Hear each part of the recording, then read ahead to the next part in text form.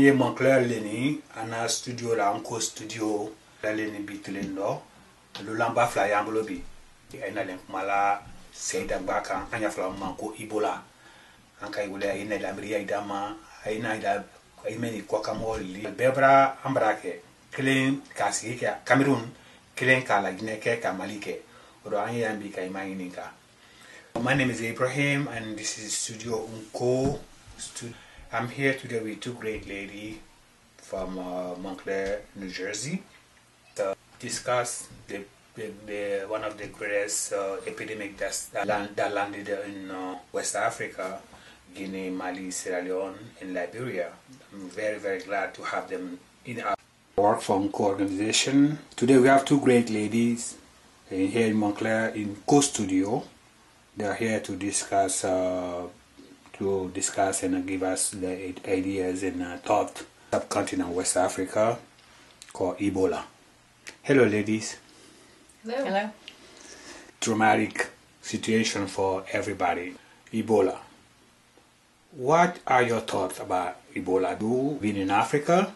So you have something. Well, one of the first things that strikes me is how many misconceptions there are about what's happening and about the disease and about how it's contracted, and the misconceptions have really penetrated everyone's thinking in a way that's really just become paranoia, just panic, and not necessarily helpful to actually helping the situation, or for people that do live and work and need to go to Africa. Yeah. So from the perspective of living here in the U.S., in New Jersey, they don't know where Guinea is, they don't know where Sierra Leone is, they don't know where Liberia is exactly, so they're very confused. What are your concerns about in Liberia, Sierra Leone, and Guinea? My greatest concern is having understanding at the local level about... Mba, nidro. Ile tori? Tole Jume Traore. Ifa tori? Mfa tole sa Ibrahima Traore. Ebola mi? Ebola, Kinivakoro, Sigiri, Guinea. Joyma. Mba, Nike. Jume Traore. And where are you from? I'm from New York City. My father's from Guinea. And what do you think about the Ebola crisis? Well, I think the Ebola virus in West Africa and all over the world is a very big and serious issue. I'm very concerned about my extended family in Guinea and in West Africa. And I think that everyone's heart support and prayers should go out to people who have been affected by the Ebola virus. Hi, Maura. Hi, Ibrahima. How are you? I'm well, thank you. Yes, thank you for doing this question about Ebola. It's my pleasure. As a mother who's raised two boys, how do you feel about Ebola in West Africa today? Oh, it's heartbreaking. I can't imagine what it would be like to live in fear of this virus that just seems to be taking over. I mean, here in the U.S., it's kind of amazing the panic that we've had with just 4 cases. With 5,000 deaths and 10,000 cases, I can't even imagine what it must be like.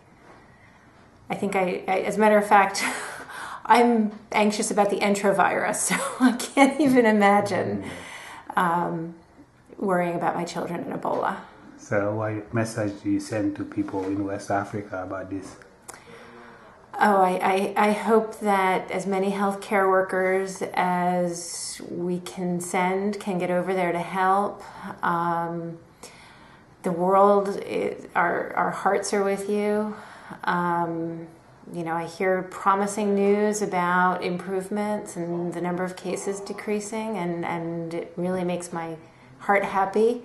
I hope it continues to decline. I hope people in the United States become a little more reasonable about...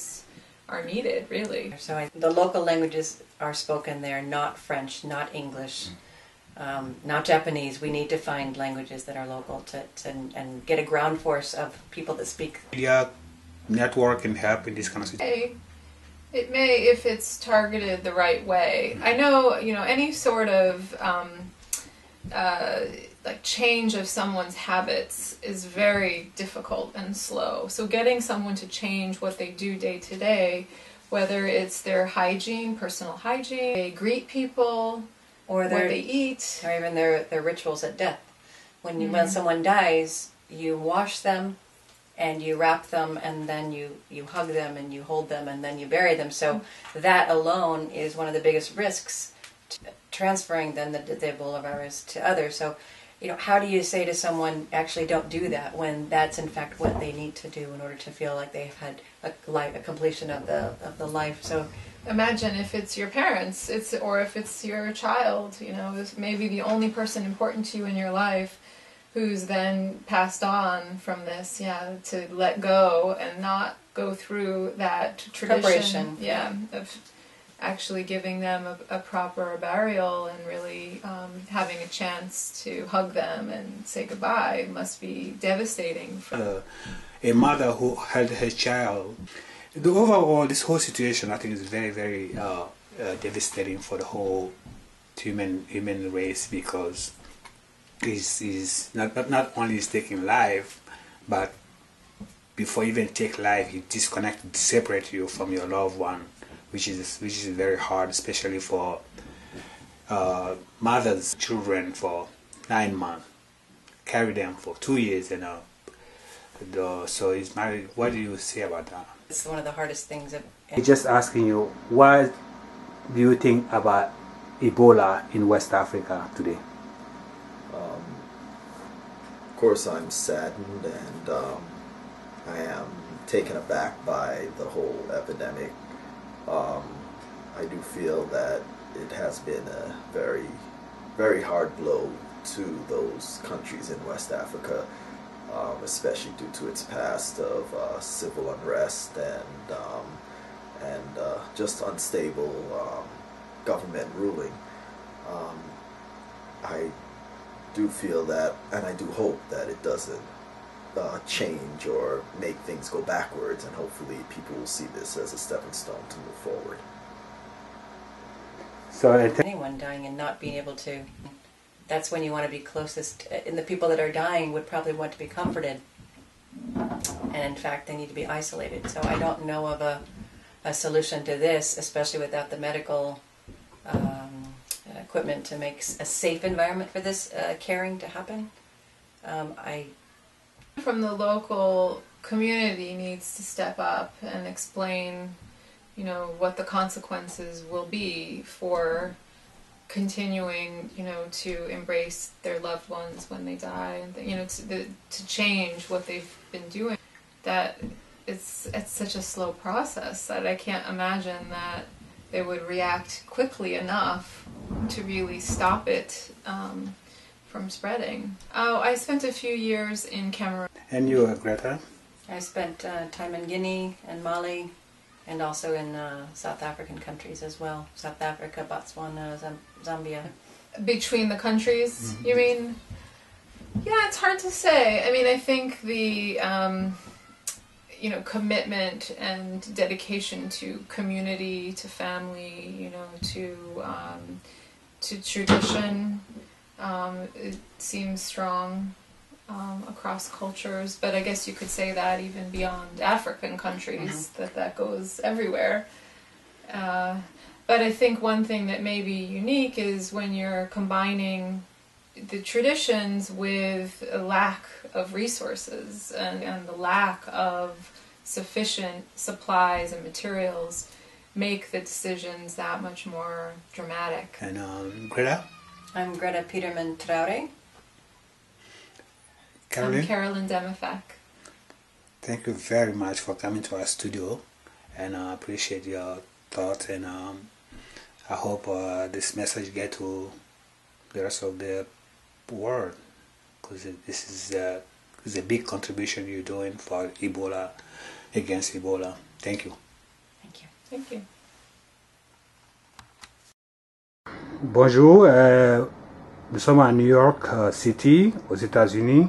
Nous sommes venus voir le professeur Elhaj Aboubakar Demba Traoré pour lui demander ses idées et son opinion sur l'épidémie Ebola qui a attaqué notre région sous-région de l'Afrique de l'Ouest, la Guinée, le Libéria et la Sierra Leone. Bonjour, professeur. Bonjour, merci de la visite. L'événement d'Ebola est une préoccupation d'abord nationale en Guinée, le Libéria, le Sierra Leone, aussi sur le plan international. C'est une épidémie qui affecte pratiquement le monde entier, ou directement ou indirectement, une grande mobilisation. Comme toute pandémie, Ebola est arrivé à un moment où on ne s'attend pas du tout à un tel phénomène dans notre région, surtout que la Guinée avait commencé, était sur la voie d'un démarrage économique plausible. La mobilisation nationale et internationale aidant, nous faisons face à ce fléau. Malheureusement, nous ne savons pas encore quand ça va finir, mais nous espérons que avec l'aide internationale, sur le plan financier, sur le plan médical, nous trouverons une solution à ce fléau. Le problème crucial d'abord, c'est nos populations. Nous ne sommes pas préparés, aucune population en fait n'est préparée devant un tel fléau, surtout c'est médical. Et ça se propage, n'est-ce pas, Ebola se propage facilement parce que les gens voyagent.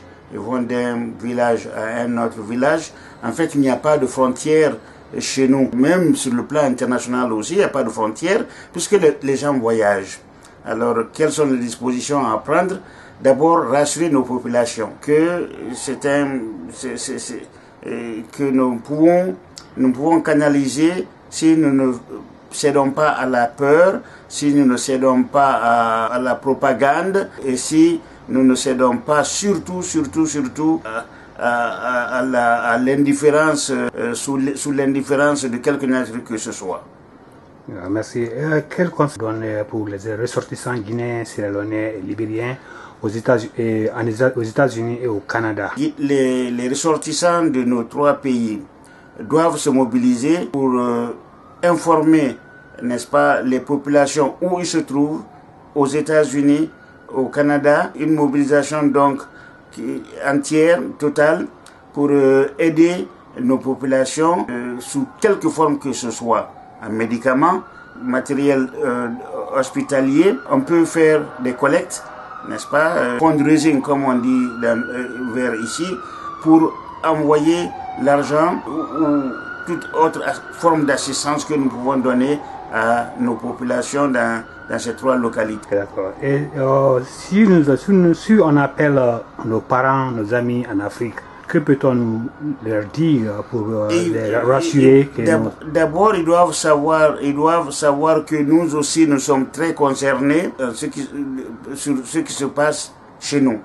Que nous ne les oublions pas, que nous sommes avec eux dans les prières et surtout qu'ils sachent que nous sommes mobilisés selon nos possibilités ici pour venir en aide, en assistance, et quel que soit montant, que ce soit finance, matériel, tout ce que nous pouvons avoir, il faudrait que nous puissions leur envoyer notre contribution pour qu'ils sachent que nous sommes avec eux, que nous sommes solidaires et qu'ils ne sont pas abandonnés par leurs frères et leurs sœurs qui sont dans la diaspora. Merci, professeur. C'est moi qui vous remercie. Qui s'abat chez nous sur nos populations prend une dimension internationale qui est considérable. Malheureusement pour nous n'avons pas les moyens nécessaires pour éradiquer ce fléau dans les meilleurs délais. Mais nous espérons qu'avec l'aide internationale et surtout la population, nos populations doivent accepter de prendre les précautions minimum qui s'imposent dans un cas de ce genre. Évidemment, le contexte culturel est déjà un handicap, puisque dans nos pratiques religieuses, il faut nécessairement laver les cadavres avant de les enterrer. et cela peut amener de contagion, de contamination. Alors il faudrait que nos populations acceptent, n'est-ce pas, d'abandonner, ne serait-ce que pour cette période précise, ces pratiques afin d'éviter la propagation rapide et massive de cette pandémie. Merci.